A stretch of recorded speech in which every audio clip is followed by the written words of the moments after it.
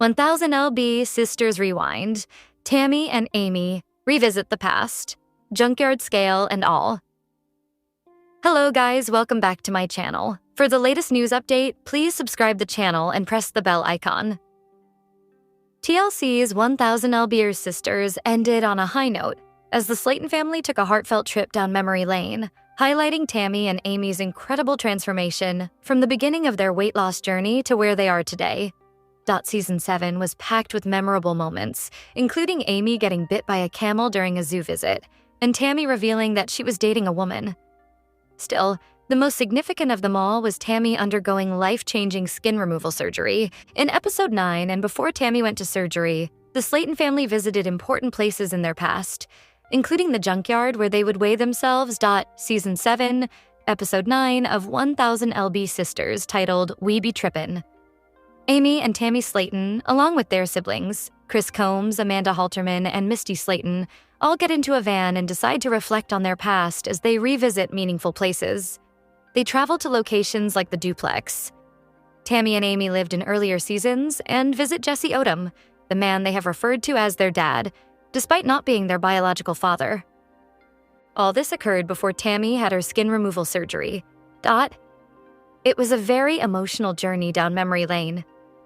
The family's first stop was the apartment that Amy and Tammy shared and would make YouTube videos, and where fans first met them. In the first season of the series, Amy weighed 406 pounds, while Tammy weighed approximately 608 pounds. The building has since been demolished, with Tammy sharing that it feels strange to return. I didn't think I'd ever go back to the duplex since I left rehab, but I'm glad we are because that is where we started our weight loss journey. Amy also notes that the location is very significant to them because it's where Amy married her first husband, Michael Halterman, and got pregnant with her first son. Tammy reflects on how she once relied on oxygen and could barely make it to their mailbox. A flashback shows her struggling to walk even that short distance. But now, everything has changed. Now it's nothing, she says, as she and Amy easily make the same walk. The family is also seen arriving at the home of Jesse Odom and his wife, Kay. Jesse has been a father figure to the entire Slayton siblings for 36 years, a role he's continued to embrace ever since. Jesse has been a constant support to Amy and Tammy as they have undergone their weight loss transformations. Misty wants to drive her dad's tractor, and for the first time ever, Tammy is able to fit in it too. It's yet another milestone for Tammy this season. Viewers have also seen her manage to fit into a donut float to go swimming and even go ziplining for the very first time. As the two women get into the tractor, Tammy shares, "She's fun-sized and now I'm bite-sized." In a confessional, Tammy reflects on all the things she's able to do now.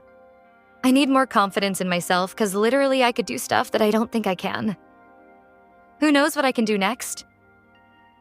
Fans will recall that both Amy and Tammy had no choice but to head to a junkyard to weigh themselves because there was no scale that would be able to weigh them.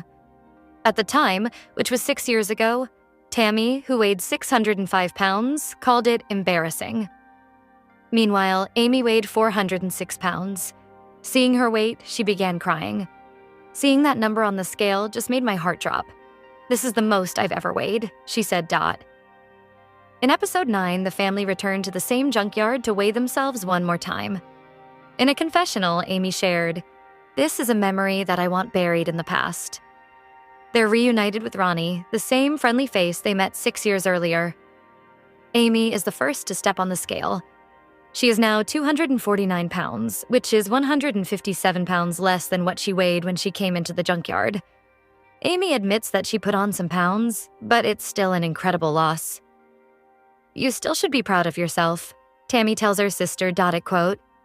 As now Tammy's turn, and she confidently walks up to the scale. Tammy weighs in at 215 pounds, which is a 390 pounds difference from 6 years ago.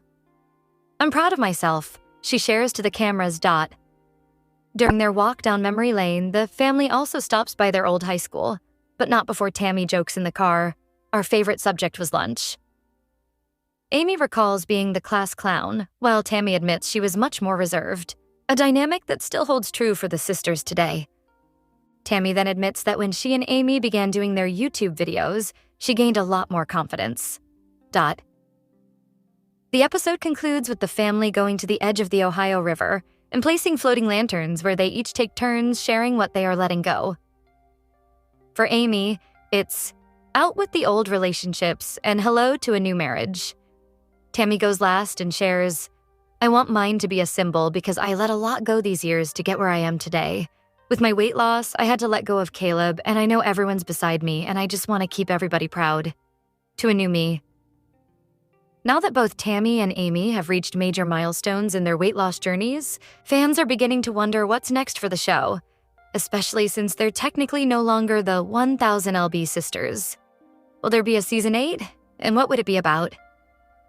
Fans have loved following the Slayton family's journey, not just for the impressive weight loss transformations, but for the compelling family dynamics, the occasional feuds, and the heartwarming and often hilarious bond between Amy and Tammy. There are several potential storylines that could be considered for an 8th season. There is Amy's path to marriage and co-parenting her 2 children with Brian, to Tammy's relationship with her girlfriend, Andrea, which fans saw little of in season 7. Fans are also always eager to see the Slayton family continue their weight loss journeys and personal growth. A Reddit thread sees fans hoping that a season 8 is in the works, especially since the previous season was just 8 episodes. 9 if you count the special. "This show better come back, I swear," a fan wrote. "We got a haunted wedding on Halloween Day to watch."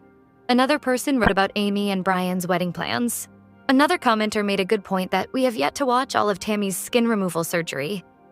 I feel they'll keep going. Tammy still has to get skin removal on her legs, so there's that angle. Hopefully TLC will give fans back one of their favorite shows. The 1000 lb sister star faced a huge backlash when images were released on TikTok of her puffing on a vape, with fans urging her to give up the habit. In response, Tammy pointed out that the vape was non-nicotine as she hit back at the ridiculous comments. However, addiction specialist Helen Wells, who works as a psychotherapist and clinical director at the Dawn Rehab Thailand, has warned vaping can be a sign of someone replacing one addiction with another. Tammy previously struggled with her eating habits, weighing at most 725 pounds before she started her weight loss journey. Speaking exclusively to the Mirror US, Wells explained, "Replacing one addiction with another, known as addiction transfer or cross-addiction, is a relatively common occurrence in recovery. This often arises when the underlying factors driving addiction, such as stress, trauma, or emotional regulation difficulties, remain unaddressed. The expert suggested someone recovering from food addiction might substitute it with vaping or another behavior that similarly stimulates the brain's reward system." She continued, "Addictive behaviors trigger dopamine release, reinforcing the habit. If a person fails to adopt healthier coping strategies, Wells said they may seek new sources of reward, leading to a shift between addictions." She then shared some tips for how to avoid addiction transfer. To minimize this risk, recovery must extend beyond cessation of the addictive behavior to include strengthening emotional regulation and coping skills, Wells explained. Treatments like cognitive behavioral therapy, CBT, trauma-informed care, peer support, and stress management are critical in building resilience and healthier habits. Wells suggested some reasons as to why addiction transfer occurs. Addiction is often less about the specific substance or behavior and more about how an individual manages difficult emotions or situations. When one addiction is stopped, unresolved issues such as anxiety or emotional distress can persist, she said. The psychotherapist continued, "Without effective coping mechanisms, people may turn to another addictive behavior to fill the void or alleviate discomfort. Neurologically, addiction alters the brain's reward pathways, making normal activities less pleasurable and driving the person to alternative stimuli that provide temporary relief. Environmental triggers and habitual responses also contribute, as familiar stressors can prompt substitution. Addressing addiction, therefore, requires attention to both the behavior and the deeper emotional and neurological patterns that sustain it." Wells said people trying to overcome addiction transfer their need to take a personalized, comprehensive approach. She explained, "Individuals should develop self-awareness of their triggers, such as stress or emotional challenges, and adopt healthier alternatives that meet their emotional and psychological needs, like exercise, creative activities, or mindfulness." The expert also suggested setting realistic goals and recognizing progress can help.